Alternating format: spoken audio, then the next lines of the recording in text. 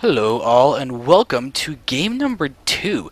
We have Dimaga, the blue Zerg in the bottom left, going up against SlayersMMA, the red Terran in the bottom right, and we had a very cool game 1 for these two players.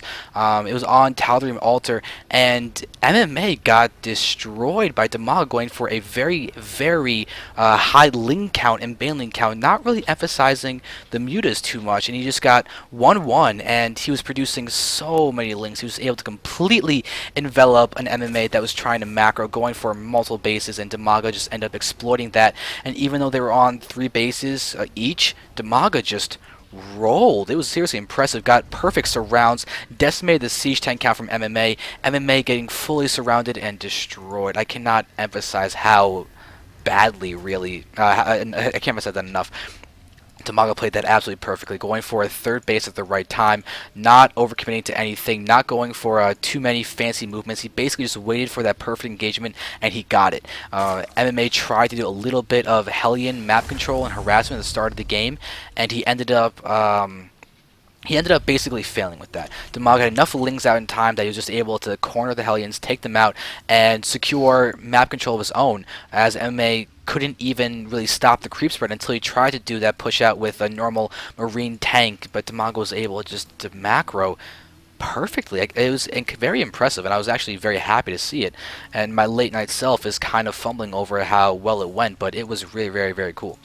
We are going to see him get a 16 hatch, a very early hatch, as we are seeing MMA with a sort of pseudo proxy barracks over here.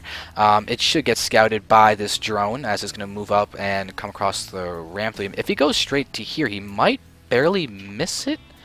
And yeah, he barely misses that. So he misses this barracks, and because MMA went for a very fast expansion in that last game, Dimaga might actually read this as a command center first build. No, he sees the Oro command, and that requires a barracks. Now I'm going to watch him move over. He sees the racks now, and never mind. Everything I was about to say is completely irrelevant. Dimaga did throw down the pool. Kind of late, but with MMA only going for a single racks, he's fine. Yeah, there's the command center being thrown down. So MMA almost tricked Dimaga into thinking this was some kind of tricky build. If they were cross spawn, that would be a whole nother story. But the fact that the Overlord came in and saw the orbital is key for why Dimaga didn't exactly freak out and start going, oh god, I need to get my lings out ASAP. I'm gonna get hardcore 2 racks or something. Or some kind of command center first expectation, something along those lines. Whatever it was, he actually now has the correct scouting information through that. But he will also be able to see that this gas is being taken. He can't see this one, but considering that it's likely that his opponent is going for a similar build to his last game, he should be able to just completely infer some of the timings. Especially if you take a look at the replay in that last game. But this drone needs to go ahead and run away, because this Marine may... Never mind. Oh wait, yes, there we go. And now we're going to watch as that drone will be retreating, and the SUV is going to grab that topmost watchtower. But Dimaga's 2 bases are out. This command center is almost done. And we have the metabolic boost started, and no more guys inside that gas geyser. So we're going to see if Dimaga's going to go ahead and emphasize those lings very heavily in this game too. We have a reactor on top of this barracks. We have enough gas for it. Looks like MMA may not be going for the same build, or he is, just slightly later. Then we actually went for it. Probably could choose Marines to try and take out the Zerg or 2, as we see those Marines have 1 kill between them. So probably just the other ling or something. They're just trying to deny the scouting. But the thing is that Dimaga's doing a great job actually keeping this one ling alive. I'm going to take a few shots. Will he get the kill? No, but he escapes with that ling alive, damaging that SUV. 2 more shots, and that SUV actually would have gone down. So kind of fun play by Dimaga to try and pick that off. As we can see right now, he's definitely ahead in the food count, 39, actually 42 now to 30. 2 more drones on the way, so he's already ahead of the drone count by a good count, all things considered. But with this switcheroo, we should be seeing 2 Hellions being produced in a second, and then MMA will probably try and pressure and do the same thing he did in that last game. But with this being on Shakuras Plateau as opposed to tal'darim altar, those Hellions will definitely be able to move in there, go ahead and do a little bit of attacking. But Dimaga has changed his game up a little bit and gone for a very fast third base. This third base is without a doubt going to be scouted by these Hellions. We can see that they're right to the front, and they're going to go ahead and probably start moving around, try and get the watchtowers and do other things. So yeah, we see that actually they're queuing to go straight into all of those Zerglings. And if those Zerglings get us surround, these Hellions may actually die very quickly. Now we see them pushing forward, and Dimaga almost gets that really key surround. He's going to try and get it. It's going to be close, but no, the bunker is too close. And now we're going to see those Hellions do get saved. And I don't think Ling actually died in that little attack, but that was a great thing to do. He's delaying time, and with this hatchery up, he'll be able to get spines to be able to transfer drones, but now we have 4 Hellions, and that's a lot better than just 2. These Lynx will now have to run. They cannot engage against 4 Hellions, otherwise they're just going to die. So now we see him pulling back, and oh, MMA misses a possibility for a nice shot, trying to pull back and get that lined up shot. But the creep tumors are spreading out really well, especially at this point in the game. The stopping those 2 Hellions has allowed a few more creep tumors to be laid down without fear of getting taken out. But now these Hellions are just hanging out at the watchtowers. They're not pushing around.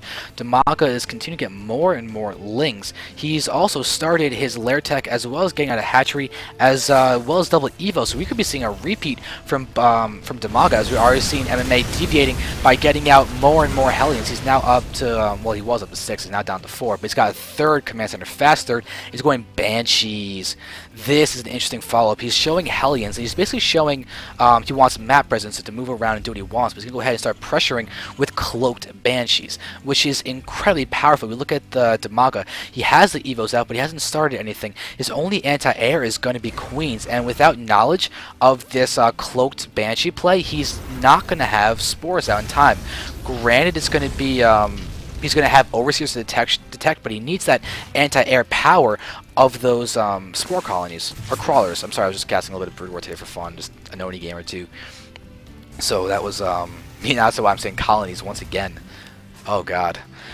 So now we have these Hellions now up to the count of 6, and he actually has now built a couple of tech labs. We can see one's on top of his barracks. He might be switching to actually kind of mech and going for a surprise high siege tank count, it seems. Like a surprise 3 factory siege tank? That would be ridiculous. But now we have the first 2 Banshees. Both of them have the cloak capabilities, and we only have through Queen's 3rd Queen on the way. We do see the cloak now. We have this Overseer about to complete. They're very quick to make. That should take the same amount of time as a worker does in order to be made. But now we're watching MMA possibly going to lose 1 Banshee. Will he get... it looks like he might just be able to pull away barely in time. I actually think he got out of the detection range as opposed to the attack range of those Queens. But still, you do see that only 1 kill was thrown down. The Queens are what took the major brunt of the damage, as well as this 1 Spore Crawler. Interesting enough, I think it was building while they were attacking, so they didn't quite get to kill it. But there we have the Banshees moving down here. They actually end up, well, 1 decloaks through lack of energy, the other one is there, but they pick off a few Banelings, which is a very, very nice thing to do. But Dimaga has no anti-air over here. He has no spores or anything. He could lose every single one of these drones without too much difficulty. So we're watching them getting targeted down. There it is. Each one goes down. MMA is now moving on to hardcore mech. Absolutely hardcore mech. He's actually left this 1 tech lab down. He could easily use that to get out a Raven if he wanted to. But this could be a very, very rough style to deal with. I'm kind of surprised he didn't do this on tal'darim. Just to go ahead and echo Goody. I mean, I went through his entire playstyle in that last game, so I'm not going to redo that once again. But if he did that, he would be in a great, great spot on the last map. Now we have a lot of Hellions down here. They do have the Blue Flame Hellion about to complete, or the Blue Flame upgrade, I guess. But the siege mode has not been started yet, interestingly enough. I guess we're seeing more of an emphasis on Thor Hellion. Which is a really weird turn on mech. We're also seeing a, was that a 4th? Yeah, a 4th command center. We only have 2 bases going down. This could be the weirdest 2-base push ever. 4 mules going down at once to go ahead and try and do that, unless he's going to go ahead and lift this off and get like a PF down here for his 3rd, which would be more likely, but he may be completely juking out Dimaga, thinking that's a normal 2-base push, when instead it's going to be have the economy of about 3 or 4 bases. But yeah, we are going to see him moving down here, getting to get the PF and the missile turret. He also has a very nice map control with those Hellions. As Dimaga is here, he's getting his 4th base in top left, but him and his mass Ling Baneling, I don't see how this is going to go very well against the high Hellion count that MMA has. We do see that this base has been scouted by Dimaga, but this is This is an army composition that worries me for Dimaga, because I really don't see how he can really engage straight on. Now we see him go ahead and start attacking. We have a lot of banelings going to go ahead and hit. The splash damage is now starting to deal nothing, actually. We have everything dying for Dimaga. We have one Thor over there that was almost brought down to below triple digits of health. And now we're going to see a bunch of Lings going to go ahead and just die. This Thor still has not fallen. It's now down to 71 health, but MMA may be doing a complete another death push right now. We're watching as these Cloak Banshees are going to continue helping out with a lot of DPS, and then the Lings start attacking the Thors. This guy's now getting repaired, so you can't even say that going down. It looks like Dimaga's about to GG based on that editor for the replay chat. But yeah, Dimaga is now down. You can see that these Thors do not have a strike cannon or anything. It's a fun thing to see that they don't have. But that's going to be it. Game is now being awarded to MMA. So we are now at 1-1. And I guess without further ado, let's go on to game number 3. Because I hope you guys enjoyed that, because we have a series on.